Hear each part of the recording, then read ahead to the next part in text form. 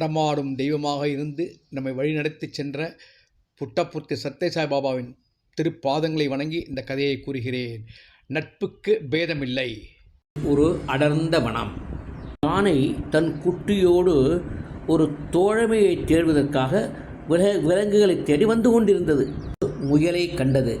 முயலே முயலே, என் குட்டி யானையோடு நீ நட்பாக இருக்கிறாயா என்று கேட்டது. நானோ சின்ன விலங்கு, யானையோ பெரிய விலங்கு, மலைக்கும் மடுவுக்கும் ஈடுகட்ட முடியுமா? நான் நட்பாக இருக்க முடியாது, யாரையாவது சென்று பாருங்கள் என்றது முயல். ஒரு மானை சென்று சந்தித்தது.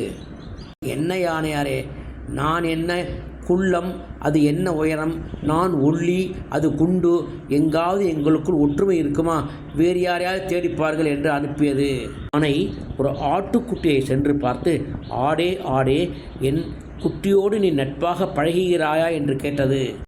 அடா அடா அடா, நான் எப்படியாப்பட்டவன், நீ எப்படியாப்பட்டவர், உன் குட்டியோடு நான் எப்படி நட்பு பாராட்ட முடியும்?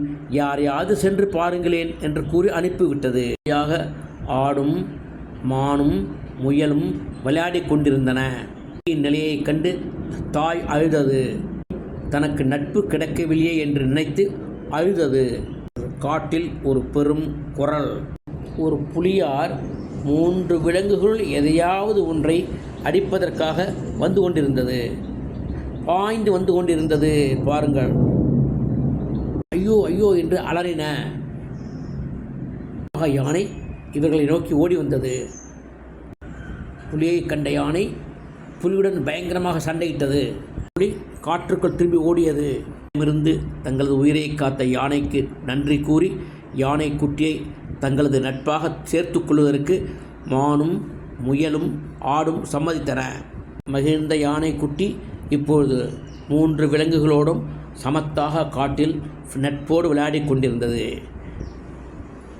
புரிந்து கொண்டீர்களா?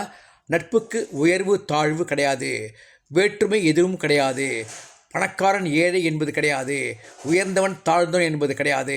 மனம் ஒன்றே ஒற்றுமையாக இருத்தல் வேண்டும். அனைவரும் நட்பாக பழகுங்கள், நன்றாக வாழுங்கள், சந்தோஷமாக வாழ்வை கழியுங்கள். நட்பிற்கு பேதமில்லை என்பதை உணர்ந்து கொள்ளுங்கள் குழந்தைகளே.